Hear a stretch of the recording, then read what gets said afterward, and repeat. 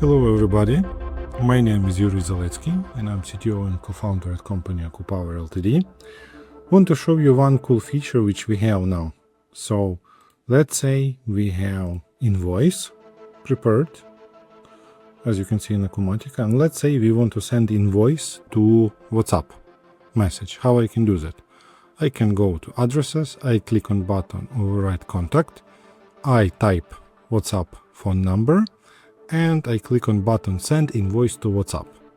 And when I click send invoice to WhatsApp, a bit of patience will be necessary because it takes time, but let's say within a couple of seconds we will see invoice being arrived here. And here you can see, hello Yuriy Zaletsky, your invoice so and so from our company is ready. Right now we use Dropbox as Exchange storage. In case if you want to use something else, we can use AWS, Amazon or something else, but for now, again, we have Dropbox as kind of relatively convenient storage, and you can notify your customers. If you know anybody who want to benefit from that, let me know and my team will be happy to help you.